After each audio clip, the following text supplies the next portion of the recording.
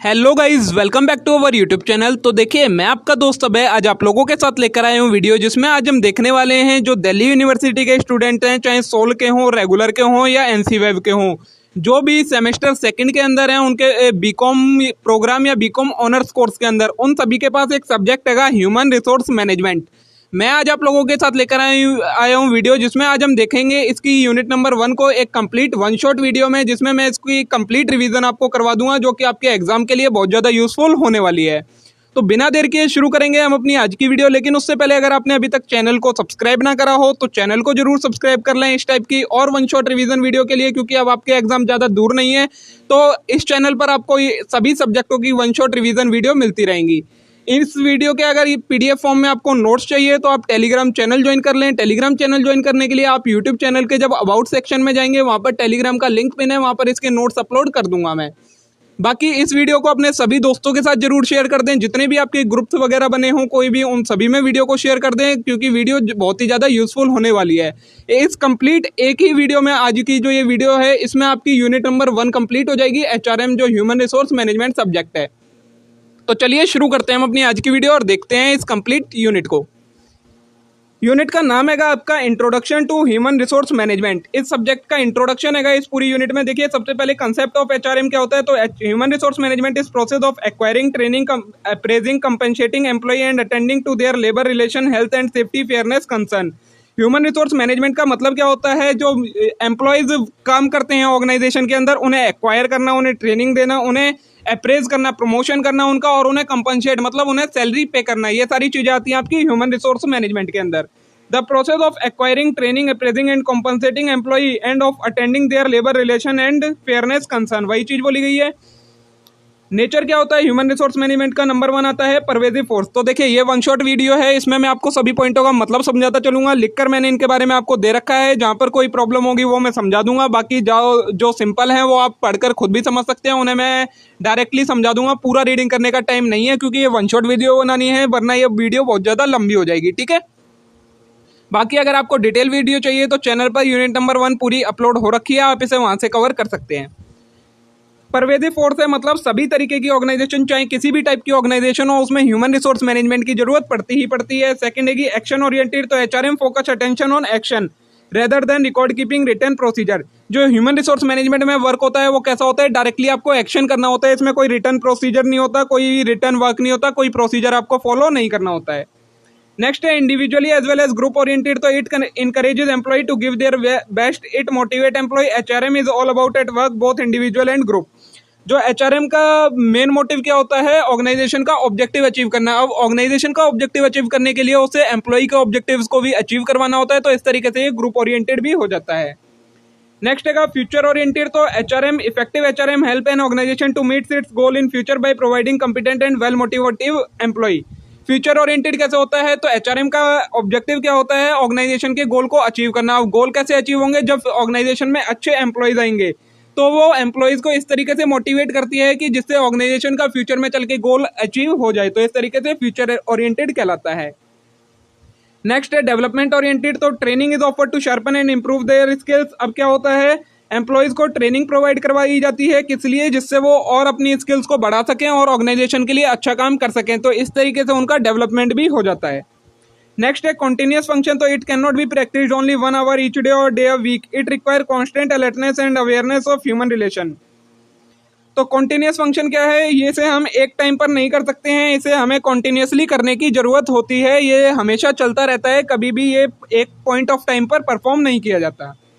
Next है auxiliary services. तो HR department exist to assist and advise the line and operational manager. जो HR department होता है वो जितने भी लाइन मैनेजर होते हैं उन्हें एडवाइस देता है, कंसल्टेंसी देता है कि उन्हें वर्करों के साथ कैसे डील करना चाहिए। तो इस तरीके से ये ऑक्सिलरी सर्विसेज भी प्रोवाइड करवाता है।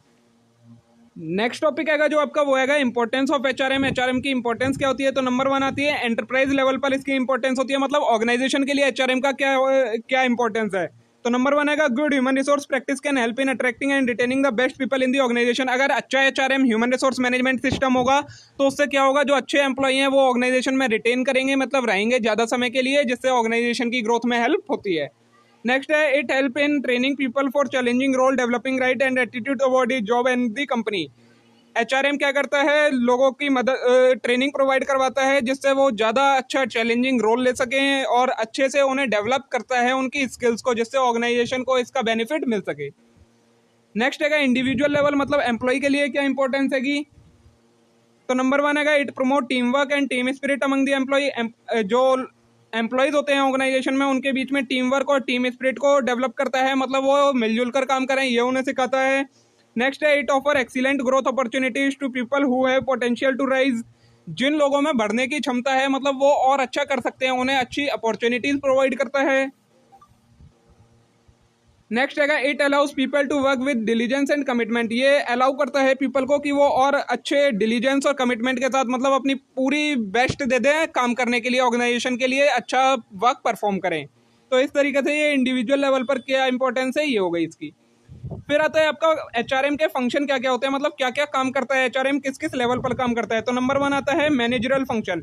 इसमें पहला आता है आपका प्लानिंग। तो human resource management involve forecasting need for human resource, predicting trend in labour market, wages, union demand and their impact on organisation. Human resource management काम क्या होता है एक तरीके से, तो वो फोरकास्ट करता है कि जो ह्यूमन वर्क कर रहे हैं ऑर्गेनाइजेशन के अंदर उनकी ज़रूरतें क्या हैं, उनको वेजेस से रिलेटेड उनकी डिमांड क्या क्या है, ट्रेंड क्या चल रहा है मार्केट में, इन सारी चीज़ों को देखता है और इसका अगर ऑर्गेनाइजेशन के कोई ऊपर कोई इम्पैक्ट पड़ रहा होता है तो उसे भी देखता है। नेक्स्ट है ऑर्गेनाइजिंग। तो organising is the process of allocating task among the member of group, stabilising authority responsibility relationship among them. तो ऑर्गेनाइजिंग कैसे हैगा, मैनेज एचआरएम का फंक्शन को हम ऑर्गेनाइजिंग फंक्शन भी कहते हैं। तो कैसे हैगा ऑर्गेनाइजिंग, ये हैगा इस तरीके से, जो एम्प्लॉयज़ वर्क कर रहे होते हैं ऑर्गेनाइजेशन के अंदर, एचआरएम उनको बताता है कि आप लोगों को किससे ऑर्डर लेना है और किसको रिपोर्ट करना है। तो इस तरीके से ये ऑर्गेनाइजिंग भी करता है, ऑर्गेनाइजिंग फंक्शन भी कहलाता है। नेक्स्ट है डायरेक्टिंग। तो directing is the process of motivating, activating, leading and supervising people. HRM और क्या करता है, जितने भी एम्प्लॉयज़ वर्क कर रहे होते हैं उन्हें डायरेक्ट करता है कि उन्हें कैसे काम करना है, उन्हें मोटिवेट करता है कि वो अपना अच्छे से काम करें। तो इस तरीके से ये डायरेक्टिंग भी कहलाता है।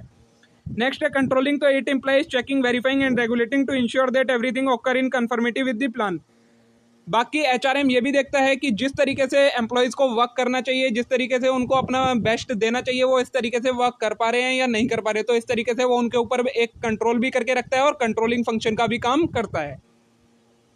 सेकंड टाइप का फंक्शन आता है इसका ऑपरेटिंग फंक्शन। ऑपरेटिंग फंक्शन में पहला पार्ट है इसका प्रोक्योरमेंट फंक्शन। तो it concern with securing and employing the right kind of people and number of people required to accomplish the organisational objective. Procurement function में क्या होता है, एचआरएम ये इंश्योर करता है कि ऑर्गेनाइजेशन में किस टाइप के लोगों की ज़रूरत है और कितने लोगों की ज़रूरत है, ये देखता है। इसमें क्या क्या चीज़ें आती हैं, देखिए किस किस तरीके से परफॉर्म करता है प्रोक्योरमेंट फंक्शन। जॉब एनालिसिस करता है, मतलब किस तरीके के लोगों की ज़रूरत है। ह्यूमन रिसोर्स प्लानिंग करता है कि हम कहाँ से लोगों को एम्प्लॉय कर सकते हैं, रिक्रूट कर सकते हैं। उसके बाद रिक्रूटमेंट करता है, मतलब एम्प्लॉयज़ को अलाउ करता है कि वो जॉब के लिए अप्लाई कर सकें। फिर सिलेक्ट करता है उनमें से, फिर उन्हें प्लेसमेंट करता है उनकी, और इंडक्शन और ओरिएंटेशन, मतलब उन्हें पूरी ऑर्गेनाइजेशन के साथ इंट्रोड्यूस करवाता है।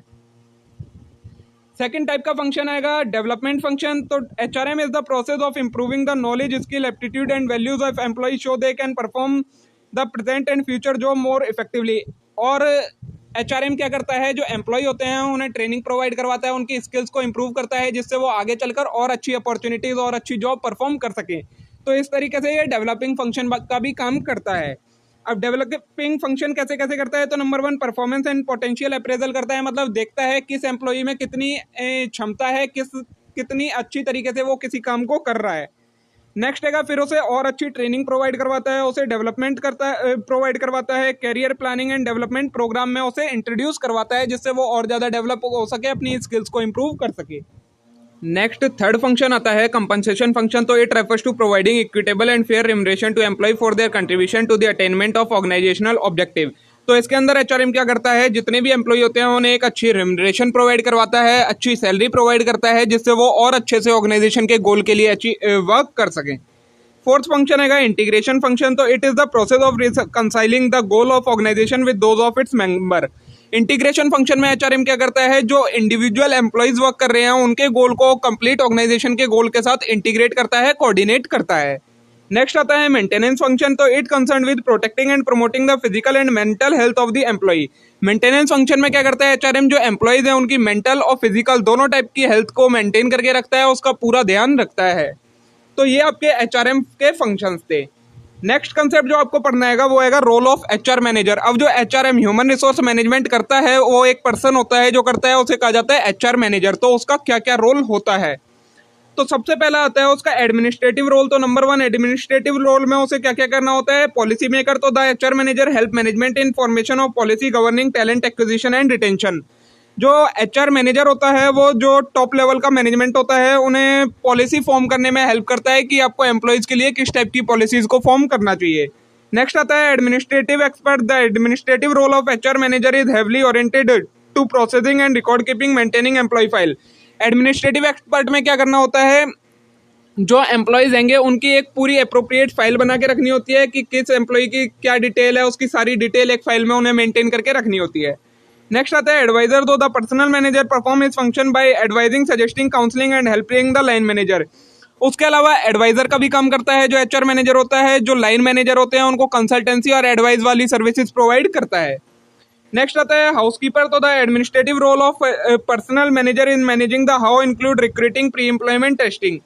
तो हाउसकीपर का काम कैसे करता है, वो एचआर मैनेजर ही देखता है कि किस एम्प्लॉय को हायर करना है, कहाँ से हायर करना है और क्या क्या उसको ट्रेनिंग टेस्टिंग उसकी करनी है।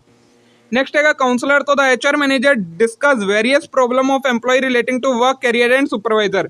एचआर मैनेजर है वो एम्प्लॉय के लिए एक तरीके से काउंसलर का भी काम करता है। वो ध्यान रखता है कि जो एम्प्लॉयज हैं वो कैसा काम कर रहे हैं, उनकी स्किल्स कैसी हैं, उसके अकॉर्डिंग उन्हें करियर की अपॉर्चुनिटीज प्रोवाइड करवाता है, उनका प्रमोशन वगैरह वो सारी चीज़ें एचआर मैनेजर ही देखता है। सेकंड टाइप का रोल आता है आपका ऑपरेशनल रोल। इसमें क्या करता है, रिक्रूटर आता है पहला फंक्शन, मतलब पहला रोल आता है रिक्रूटर का। तो HR manager have to use their experience to new recruiter without increasing financial burden to company. तो एचआर मैनेजर को ये देखना होता है कि मैं रिक्रूटमेंट उसी अकॉर्डिंग करूं कि कंपनी का ज़्यादा बर्डन भी ना बढ़े और जो उसका ऑब्जेक्टिव है वो भी इजिली अचीव हो जाए। नेक्स्ट आता है ट्रेनर, डेवलपर और मोटिवेटर। तो HR manager have to find skilled efficiency from time to time, offer meaningful training opportunities.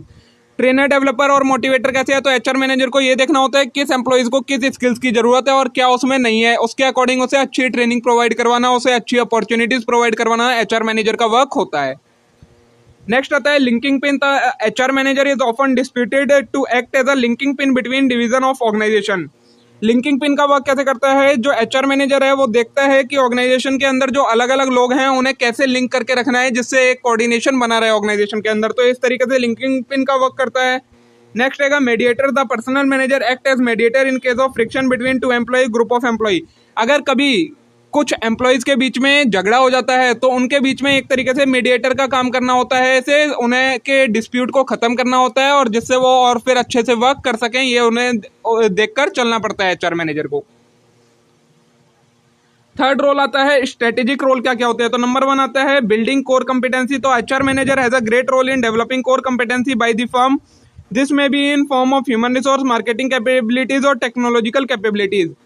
अब एचआर मैनेजर का और रोल क्या होता है, तो उसे कॉम्पिटेंसी को बिल्ड करना होता है, मतलब देखना होता है कि आसपास का एनवायरनमेंट कैसा है जिसमें ऑर्गेनाइजेशन वर्क कर रही है और क्या क्या कॉम्पिटिटिव एडवांटेज वो ले सकता है आसपास के एडवांटेज, वो एनवायरनमेंट को देखकर क्या क्या वो अपने अंदर चेंज कर सकता है जिससे उसकी परफॉर्मेंस बेटर हो जाए। नेक्स्ट है providing purposeful direction. One of the most important task of professional manager is to ensure that mission of organisation has internationalised by each individual working in organisation. तो HR manager को क्या देखना होता है कि जो ऑर्गेनाइजेशन का ऑब्जेक्टिव है, क्या जितने भी एम्प्लॉय उसमें वर्क कर रहे हैं ऑर्गेनाइजेशन के अंदर वो उसके अकॉर्डिंग ही कर रहे हैं कि जो ऑर्गेनाइजेशन का ऑब्जेक्टिव है वो अचीव हो सके। तो उन्हें पर्पसफुल डायरेक्शन प्रोवाइड करवाना, अगर वो ऐसा नहीं कर रहे हैं, ये एचआर मैनेजर का वर्क होता है। नेक्स्ट आता है creating competitive advantage. The first is cost leadership, which means the firm aim to become the low cost lender in the industry. तो क्रिएटिंग कॉम्पिटिटिव एडवांटेज क्रिएट करके एचआर मैनेजर क्या करता है कि जो कंपनी की कॉस्ट है वो कॉस्ट कम हो जाए कैसे भी करके, ये एचआर मैनेजर को देखना होता है।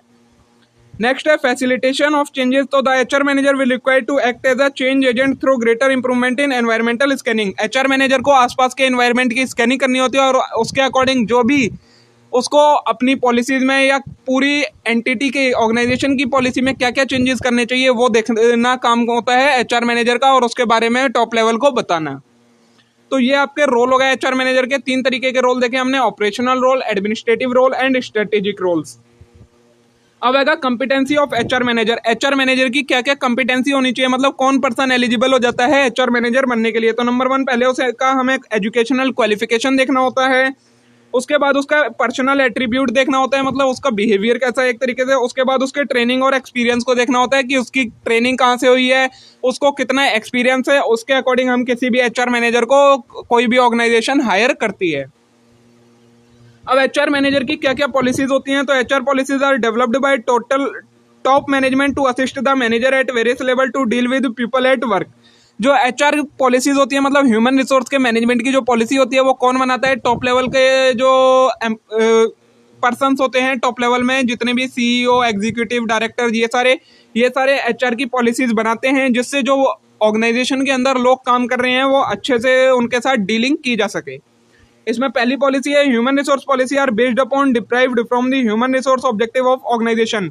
जो एचआर पॉलिसी बनाई जाती है वो क्या देखकर बनाई जाती है? जो ऑर्गेनाइजेशन का ऑब्जेक्टिव है उसके अकॉर्डिंग किस टाइप के ह्यूमन रिसोर्सेज की जरूरत है, उनके अकॉर्डिंग उसकी पॉलिसी बनाई जाती है। नेक्स्ट है human resource policy are general statement of broad understanding. जो एचआर पॉलिसीज होती है वो क्या होती है? एक जनरल गाइडलाइंस होती हैं जिससे ह्यूमन रिसोर्सेज को समझा जा सके, उसे कहा जाता है एचआर पॉलिसीज। नेक्स्ट है human resource policy reflect the recognised intention of top management with regard to human resource of the organisation. HR policy दिखाती है कि टॉप लेवल का क्या व्यू है ह्यूमन रिसोर्सेज को लेकर, जो ऑर्गेनाइजेशन के अंदर वर्क कर रहे हैं वो उनके बारे में कैसा सोचता है टॉप लेवल, ये एचआर पॉलिसी से पता लग जाता है। नेक्स्ट है HR policies are standing plan, they can be used again and again as standing answer to problem of recurring nature. जो एचआर पॉलिसीज होती हैं वो एक तरीके से स्टैंडिंग प्लान होते हैं, मतलब अगर हमने एक बार एचआर पॉलिसी बना ली तो हम उन्हें बार बार यूज कर सकते हैं, उनमें ज्यादा चेंजेस करने की जरूरत नहीं होती है। ये हो गया आपका एचआर से रिलेटेड सारा कंटेंट आपका कंप्लीट हो गया। अब आएगा आपका डाइवर्सिटी एट वर्क प्लेस, जो आपको नेक्स्ट टॉपिक देखना है। तो it means recruiting, training, understanding, accepting and valuing difference pleasing people, recruiting people from divergent background to work in corporate space is called work place diversity. Work place diversity होती क्या है? जब हम अलग अलग कल्चर के, अलग अलग नेचर के लोगों को एक जगह पर लाकर, जो अलग अलग लोकेशन से आए हों उन्हें लाकर एक एंटिटी के अंदर काम करते हैं, तो उसे कहा जाता है वर्क प्लेस डाइवर्सिटी। मतलब उस ऑर्गेनाइजेशन के अंदर हर डाइवर्सिटी के लोग हों तो उसे कहा जाता है वर्क प्लेस डाइवर्सिटी। बेनिफिट क्या होते हैं वर्क प्लेस डाइवर्सिटी के? वर्क फोर्स या वर्क प्लेस कुछ भी कह सकते हैं, इसे दोनों का मतलब एक ही है। इसके बेनिफिट क्या होते हैं? नंबर 1 न्यू पर्सपेक्टिव आता है, तो मतलब when a company hire employ from diverse background, nationalities, experience and skill sets and culture, it foster a fresh perspective of every business aspect. तो जब अलग अलग तरीके के लोग ऑर्गेनाइजेशन के अंदर आते हैं तो ऑर्गेनाइजेशन के पास नया नया पर्सपेक्टिव आ जाता है, कि मतलब अलग अलग व्यूज आते हैं, अलग अलग आइडियाज आते हैं, जिससे ऑर्गेनाइजेशन को ग्रो करने में हेल्प होती है। नेक्स्ट है वाइडर टैलेंट पूल, टैलेंट बढ़ता है जब अलग अलग लोग आएंगे तो उनके पास अलग अलग तरीके का टैलेंट होता है, जिससे ऑर्गेनाइजेशन को बेनिफिट मिलता है। नेक्स्ट है एम्प्लॉय एक्सीलेंस, तो where employees are representation of an variety of culture, background and way of thinking, all of them are more likely to feel comfortable being themselves. Employ excellence क्या होता है? मतलब अगर अलग अलग तरीके के लोग होंगे ऑर्गेनाइजेशन के अंदर, तो जो एम्प्लॉयज होंगे वो अपने को एक फील सिक्योर, सेफ करेंगे कि हाँ ये ऑर्गेनाइजेशन ऐसी है जिसमें वो हर तरीके के लोगों को रखती है, इसलिए हमारी किसी भी टाइप की फीलिंग्स को, कोई इमोशंस को नुकसान नहीं पहुंचेगा यहाँ। नेक्स्ट है इंक्रीज्ड प्रॉफिट, तो work place diversity bring employ turnover down and increase productivity. तो क्या होता है? वर्क प्लेस अगर डाइवर्सिटी होती है तो एम्प्लॉयज का टर्नओवर होता है वो रुक जाता है, ज़्यादा जल्दी एम्प्लॉय चेंज नहीं होते हैं, जिससे प्रोडक्टिविटी बढ़ती है और पूरी बिजनेस का प्रॉफिट इंक्रीज हो जाता है। नेक्स्ट है न्यू बिजनेस प्रोस्पेक्टस, तो language being a barrier in globalisation and internationalisation of a business can overcome by engaging a diverse workforce. आजकल का जो एनवायरनमेंट है वो ग्लोबली बिजनेस हो रहा है पूरे में, तो क्या होता है? सबसे ज़्यादा लैंग्वेज बैरियर बनती है, मतलब हर तरीके का एम्प्लॉय हर टाइप की लैंग्वेज को नहीं समझ पाता है। इसलिए अगर वर्क प्लेस डाइवर्सिटी होगी तो उसमें हमारे पास हर तरीके का एम्प्लॉय होगा जो अलग अलग लैंग्वेजेस को, अलग अलग कल्चर्स को जानता होगा, जिससे क्या होगा? हम हर टाइप के बैरियर को ओवरकम कर सकेंगे। ठीक है, ये हो गया आपका बेनिफिट क्या क्या होते हैं वर्क प्लेस या वर्कफोर्स डाइवर्सिटी के। अब जो नेक्स्ट टॉपिक आएगा वो आएगा आपका चैलेंजेस क्या क्या होते हैं वर्क प्लेस डाइवर्सिटी के। मतलब अगर एक ऑर्गेनाइजेशन में अलग अलग टाइप के लोग होंगे, अलग अलग कल्चर, अलग अलग रिलीजन, अलग अलग लोकेशन के, तो उनसे क्या क्या प्रॉब्लम हो सकती है ऑर्गेनाइजेशन में। तो नंबर 1 आता है possibility of conflict among employ. अब कई बार क्या होता है? एम्प्लॉयज के बीच में ही कन्फ्लिक्ट हो जाता है कि हाँ तुम अलग हो, हमसे अलग हो, इस वजह से कन्फ्लिक्ट, लड़ाई वगैरह हो जाती है कई बार एम्प्लॉयज के बीच में। नेक्स्ट है जेंडर प्रेफरेंस। तो क्या होता है, कई बार जेंडर प्रेफरेंस किसी कल्चर में लेडीज को ज़्यादा प्रेफरेंस दी जाती है, किसी का कल्चर होता है कि जेंट्स को ज़्यादा प्रेफरेंस दी जाती है। उसके अकॉर्डिंग ऑर्गेनाइजेशन में फिर से कन्फ्लिक्ट होने का डर रहता है। जेंडर प्रेफरेंस इस तरीके से एक बैरियर बन जाता है। नेक्स्ट है कल्चरल कन्फ्लिक्ट। जो अलग अलग कल्चर के लोग होते हैं, किसी का कल्चर कुछ चीज़ मानता है, किसी का कल्चर कुछ चीज़ मानता है। इसके अकॉर्डिंग जो एम्प्लॉयज़ होते हैं उनके बीच में कन्फ्लिक्ट रहता है कि हाँ तुम इस कल्चर के हो, हम इस कल्चर के हैं, ये चीज़ बढ़ जाती है। नेक्स्ट है रेजिस्टेंस टू चेंज। अब कई बार क्या होता है, ऑर्गेनाइजेशन में अगर हमें कुछ चेंज करना है तो एम्प्लॉयज़ उस चेंज को अडेप्ट करने से मना कर देते हैं कि हाँ नहीं, हमारे कल्चर में ऐसा होता है, हमारे कल्चर में ऐसा होता है, हमारी लोकेशन पे ऐसा होता है। उसके अकॉर्डिंग वो चेंज को अडेप्ट नहीं करते, तो चेंज होने में बहुत ज़्यादा प्रॉब्लम हो जाती है कई बार, तो ये भी एक बैरियर हो जाता है। नेक्स्ट है कम्युनिकेशन ऑब्स्ट्रक्शन। तो अलग अलग कल्चर के लोग होते हैं तो फिर उनकी कम्युनिकेशन लैंग्वेज भी डिफरेंट होती है। हर एम्प्लॉय हर किसी कल्चर की लैंग्वेज नहीं समझ पाता है और ये लैंग्वेज भी एक बैरियर बन जाता है। तो मैंने आपको एडवांटेज और डिसएडवांटेज दोनों चीज़ें बता दी हैं कि जो वर्क प्लेस डाइवर्सिटी होती है उसके एडवांटेज और डिसएडवांटेज क्या होते हैं। नेक्स्ट जो टॉपिक आएगा वो आएगा एम्प्लॉय एम्पावरमेंट। तो empowerment is the process of giving employ in the organisation the power, authority, responsibility, resources, freedom to take decision and solve work related problem. Employ empowerment क्या होता है, जो एम्प्लॉयज हैं उनको पावर दे देना कि वो जो काम कर रहे हैं उससे रिलेटेड डिसीजन ले सकें, उन्हें अथॉरिटी दे देना, रिस्पॉन्सिबिलिटी दे देना, फ्रीडम दे देना कि वो डिसीजन ले सकें जिस टाइप का वो काम कर रहे हैं उससे रिलेटेड, तो उसे कहा जाता है employ empowerment. Employ empowerment focuses on employ to make use of their full potential. इससे क्या होता है, ये फोकस करता है कि जो एम्प्लॉय वर्क कर रहा है हमारे लिए वो अपनी पूरी पोटेंशियल का यूज करे और अच्छा डिसीजन ले सके। बेनिफिट क्या क्या होते हैं इसके, तो नंबर 1 मोटिवेटेड एम्प्लॉय। तो अगर हम एम्प्लॉय को पावर दे देंगे कि हाँ तुम अपने डिसीजन ले सकते हो अपने काम से रिलेटेड, तो एम्प्लॉय को मोटिवेट फील होगा कि हाँ हमारे जो टॉप लेवल का मैनेजमेंट है वो हम पर ट्रस्ट करता है। नेक्स्ट है इम्प्रूव्ड क्रिएटिविटी। अब अगर एम्प्लॉय को डिसीजन लेने की पावर दे देंगे तो जो टॉप मैनेजमेंट होता है वो तो सिंगली एक ग्रुप होता है तो उतना ही व्यू रहता है, लेकिन अगर हम एम्प्लॉयज़ को पावर दे देंगे तो हमें अलग अलग तरीके के आइडियाज़ मिल पाते हैं, अच्छे डिसीजन ले पाते हैं, तो जिससे क्रिएटिविटी भी इंक्रीज हो जाती है। नेक्स्ट है हेल्दी ऑर्गेनाइजेशनल रिलेशनशिप। एम्प्लॉयज़ और टॉप मैनेजमेंट के बीच में एक अच्छी रिलेशनशिप बन जाती है जिससे हेल्दी एनवायरनमेंट रहता है ऑर्गेनाइजेशन का। नेक्स्ट है क्वालिटी प्रोडक्शन बाय एम्प्लॉय। अब अगर एम्प्लॉयज़ को सारी पावर दे दी जाएगी तो वो ये सोचेंगे जब हम डिसीजन हमने लिया है तो हमें काम भी उसी तरीके से करना है कि टॉप मैनेजमेंट को कोई भी हमसे शिकायत ना हो। नेक्स्ट है रिड्यूस्ड कॉस्ट। तो ये अगर हम दे देंगे एम्प्लॉयज़ को ही पावर कि तुम अपना डिसीजन खुद ले लो काम से रिलेटेड, तो इससे क्या होगा, अगर हम एम्प्लॉयज़ को ही पावर दे देंगे कि तुम अपना डिसीजन खुद ले लो, तो इससे क्या होगा, एम्प्लॉयज़ एक तरीके से क्या करेंगे, ये टाइम कंज्यूमिंग हो जाता, टाइम सेविंग हो जाता है और इससे हमारी कॉस्ट भी कम हो जाती है। फिर इसके अब कुछ डिसएडवांटेज भी होते हैं एम्प्लॉय एम्पावरमेंट के। नंबर 1 आता है मिसयूज ऑफ पावर। कुछ एम्प्लॉयज़ होते हैं जो अपनी, इसका फर्स्ट डिसएडवांटेज है मिसयूज ऑफ पावर। तो कुछ एम्प्लॉय होते हैं जो अपनी पावर का मिसयूज करते हैं और उसको गलत जगह पर यूज कर लेते हैं डिसीजन लेने में। नेक्स्ट है एडिशनल ट्रेनिंग कॉस्ट। अब हमें अगर एम्प्लॉयज़ के ऊपर सारा वर्क देना है तो हमें उन्हें कुछ ट्रेनिंग भी प्रोवाइड करवानी पड़ेगी, तो ये ट्रेनिंग कॉस्ट भी लगती है फिर हमें। फिर आएगा पुअर नॉलेज। अगर किसी एम्प्लॉय के पास अच्छी नॉलेज नहीं है डिसीजन लेने से रिलेटेड तो फिर वो डिसीजन गलत हो जाता है और उससे हमारी ऑर्गेनाइजेशन के प्रोडक्टिविटी और प्रॉफिटेबिलिटी पर अफेक्ट होता है। तो ये हो गया बेनिफिट और disadvantages of employ empowerment. Next जो टॉपिक आपको पढ़ना है वो आएगा डाउनसाइजिंग। क्या होता है, तो downsizing means reducing the size of organisation through planned elimination of position and job. Downsizing का मतलब होता है कि जब आप अपनी ऑर्गेनाइजेशन का साइज छोटा करना चाहें, मतलब उसमें जो एम्प्लॉय वर्क कर रहे हैं उन्हें रिड्यूस करना चाहें, तो उसे कहा जाता है downsizing. It is restructuring process in which organisation dispose of its non core activities. ये एक रीस्ट्रक्चरिंग प्रोसेस होता है, मतलब इसमें हम ऑर्गेनाइजेशन के स्ट्रक्चर को चेंज करते हैं, जिसमें हमारी जो नॉन प्रोडक्टिव एक्टिविटी है उन्हें खत्म करते हैं और एम्प्लॉयज़ को रिड्यूस कर देते हैं। The organisation reduce staff which is excess of its need. अपनी नीड से ज़्यादा अगर कोई स्टाफ होता है ऑर्गेनाइजेशन के अंदर तो उसे फिर रिमूव कर दिया जाता है, रिड्यूस कर दिया जाता है। डिसएडवांटेज होते हैं कुछ डाउनसाइजिंग के, देखिए क्या होते हैं। नंबर 1, डाउनसाइजिंग में create a feeling of insecurity causing low morale and high stress among the employ. अब अगर कंपनी के अंदर डाउनसाइजिंग की पॉलिसी है, मतलब कंपनी डाउनसाइजिंग करती रहती है, तो एम्प्लॉयज़ के मन में एक तरीके से डर रहता है कि कंपनी हमें कभी भी रिमूव कर सकती है, जिससे उनका मोरल लो रहता है और उनका स्ट्रेस ज़्यादा रहता है। नेक्स्ट है when competent employ have leave the organisation downsizing में इरोड द स्किल बेस। अब कई बार क्या होता है, एम्प्लॉय कम करने के चक्कर में ऑर्गेनाइजेशन क्या करती हैं, एक अच्छे स्किल्ड एम्प्लॉय को रिमूव कर देती हैं, जिससे ऑर्गेनाइजेशन की प्रॉफिटेबिलिटी पर अफेक्ट होता है। नेक्स्ट है implementation of performance improvement practices become difficult due to feeling of job insecurity created by downsizing.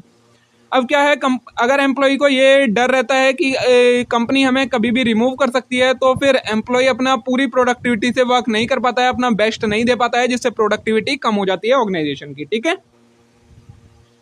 Next जो टॉपिक है वो है वॉलेंटरी रिटायरमेंट स्कीम, VRS जिसे कहा जाता है। तो इंडिविजुअल अंडर VRS में opt to retire in their 40-50 and pursue their interest if any. VRS क्या होता है, ये एक स्कीम होती है जिसके अंदर एम्प्लॉयज को, वैसे तो ज्यादातर जो एम्प्लॉय रिटायर होते हैं वो कब होते हैं, 60 की एज के आसपास रिटायर होते हैं, लेकिन VRS के अंदर उन्हें एक ऑप्शन दिया जाता है कि अगर आप चाहें तो 40-50 की एज में भी रिटायर हो सकते हैं, और अगर आपका किसी चीज में इंटरेस्ट है तो अपना वो काम कर सकते हैं। Under this scheme, the organization and its employee enter into a mutual agreement. Under this agreement, employee agree to voluntarily retire on payment of agreed compensation by the employer. ये एक तरीके की स्कीम होती है, म्यूचुअल एग्रीमेंट होता है employ और employer के बीच में, जिसमें एम्प्लॉयर क्या करता है, उन्हें जल्दी रिटायरमेंट होने के लिए अलाउ करता है, कुछ कंपनसेशन देकर, मतलब कुछ पैसे देता है, अमाउंट देता है, और उन्हें जल्दी रिटायर होने के लिए अलाउ कर देता है। इशू क्या होते हैं VRS में, मतलब क्या क्या प्रॉब्लम आती है, एक तरीके से नंबर 1 आता है identifying the need for VRS। सबसे पहले ऑर्गेनाइजेशन को ये सोचना पड़ता है कि हमें क्या जरूरत क्या है VRS स्कीम लाने की। नेक्स्ट है कॉस्ट बेनिफिट एनालिसिस, उसके बाद कंपनी को कॉस्ट का बेनिफिट का एनालिसिस करना होता है, मतलब कि जितना हम कंपनसेशन पे कर रहे हैं क्या वो कंपनी के लिए लॉस तो नहीं हो रहा है VRS के अंदर। नेक्स्ट है डिजाइनिंग स्कीम, उसके बाद कंपनी को स्कीम को डिजाइन करना पड़ता है इस तरीके से कि कंपनी का कोई भी लॉस ना हो। फिर कन्वेंसिंग ट्रेड यूनियंस, अगर जो ट्रेड यूनियंस होती हैं कंपनीज के अंदर, अगर वो अलाउ नहीं करती तो कंपनी VRS स्कीम इंप्लीमेंट नहीं कर सकती है। नेक्स्ट है रिहेबिलिटेशन ऑफ एम्प्लॉय, एम्प्लॉयज को रिहेबिलिटिंग करना पड़ता है, मतलब एक तरीके से उन्हें समझाना पड़ता है कि अगर आप VRS के अंदर जाते हैं तो आपको ये बेनिफिट हो जाएगा, आप अपने फ्यूचर में अगर कुछ चीज, कोई बिजनेस सेटअप करना चाहते हैं या आपका कोई और मोटिव है तो आप उसे अचीव कर सकते हैं। नेक्स्ट टॉपिक है आपका वर्क लाइफ बैलेंस, जो आपको देखना है सिलेबस में दिया गया है। Work life balance is a strategy that support employ in managing their personal and professional duties. Work life balance ये क्या होता है, एक तरीके से ये स्ट्रेटेजी होती है जो कंपनीज में फॉलो की जाती है, जिससे एम्प्लॉय क्या करता है, अपना जो जॉब का वर्क है वो भी कर सके, उसके साथ में अपने फैमिली को भी टाइम दे सके, पर्सनल वर्क भी कर सके, तो उसे कहा जाता है वर्क लाइफ को बैलेंस करके रखना। Employees are encouraged to manage their time and keep a balance by allocating to its family, health, vacation, etc. इसमें एम्प्लॉयज को क्या किया जाता है, इनकरेज किया जाता है कि वो अपनी जो जॉब है उसको मेंटेन करने के साथ साथ कुछ ऐसा टाइम भी मेंटेन करें जो कि वो अपने सिर्फ फैमिली के साथ अपनी हेल्थ को और वैकेशंस को दे सके, in addition to pursuing a career, अपने कैरियर के साथ साथ में। Work life balance is the amount of time you spend doing your job compared with amount of time you spend with your family and doing things you enjoy. Work life balance क्या होता है, ये major करता है कि आप कितना time, अपने टाइम का, टोटल टाइम का कितना टाइम जॉब को दे रहे हो और कितना टाइम आप अपनी फैमिली और बाकी चीजों में दे रहे हो, वो कहलाता है आपका work life balance. Work life balance की इंपॉर्टेंस क्या होती है, तो नंबर 1 रिड्यूस एम्प्लॉय टर्नओवर। अगर एम्प्लॉय को कंपनी टाइम देगी कि हाँ आप अपना कुछ टाइम अपनी फैमिली वगैरह के साथ भी स्पेंड करो, तो फिर एम्प्लॉय को कोई प्रॉब्लम नहीं होगी उस ऑर्गेनाइजेशन के साथ वर्क करने में, और वो टर्नओवर को जो एम्प्लॉय छोड़ के चले जाते हैं उसे कम कर देता है। नेक्स्ट है रिड्यूस एब्सेंटिज्म, तो मतलब अगर कंपनी एम्प्लॉयज को अलग से टाइम दे रही है कि आप इतने टाइम को अपनी फैमिली के साथ दो, तो फिर एम्प्लॉय ज़्यादा एब्सेंट भी नहीं होते हैं ऑर्गेनाइजेशन के अंदर। नेक्स्ट है इम्प्रूव्ड परफॉर्मेंस, जो एम्प्लॉयज की परफॉर्मेंस है वो इम्प्रूव हो जाती है क्योंकि उन्हें अलग से कुछ टाइम दे दिया जाता है कुछ पर्टिकुलर वर्क से रिलेटेड, तो वो फिर जो अपना बाकी का टाइम है वो अपनी जॉब में अच्छे से लगाते हैं। नेक्स्ट है मोटिवेटेड एम्प्लॉय, एम्प्लॉयज को मोटिवेट करती है कि हाँ कंपनी हमें हमारे ज़रूरतों के लिए, हमारे पर्सनल वर्क के लिए टाइम दे रही है, तो फिर हमें कंपनी के लिए भी अच्छा वर्क करना चाहिए, तो इससे एम्प्लॉयज मोटिवेटेड रहते हैं। तो देखिए दोस्तों, इसी के साथ हमने कंप्लीट यूनिट नंबर 1 है जो आपकी ह्यूमन रिसोर्स मैनेजमेंट की, उसे एक वन शॉट वीडियो में कंप्लीट डिटेल में मैंने सारी चीज़ें ज़्यादातर आपको एक्सप्लेन कर दी हैं। बाकी ये वन शॉट वीडियो है तो इसी तरीके से एक्सप्लेन की जानी थी, क्योंकि बहुत ज़्यादा डिटेल में करते तो ये वीडियो बहुत ज़्यादा लंबी हो जानी थी। अब आपके पास एग्जाम के टाइम इतना टाइम नहीं है कि आप उतनी डिटेल वीडियो देख सकें, तो मैं सभी यूनिट की एक एक वन शॉट लेकर आ रहा हूँ, जिसमें आप एक वन शॉट देखकर अच्छे मार्क स्कोर कर सकते हैं एग्जाम में। ये जो PDF है ये आपको टेलीग्राम पर अपलोड मिली जाएगी, आप वहाँ से इसे डाउनलोड करके रीड कर सकते हैं। इसमें मैंने सारी चीज़ें डिटेल में लिख कर दी रखी हैं। बाकी अगर वीडियो अच्छी लगी हो तो वीडियो को लाइक जरूर करें, चैनल को जरूर सब्सक्राइब कर लें भाई इस टाइप के और कंटेंट के लिए, और वीडियो को अपने सभी दोस्तों के साथ शेयर जरूर कर दें। Thank you.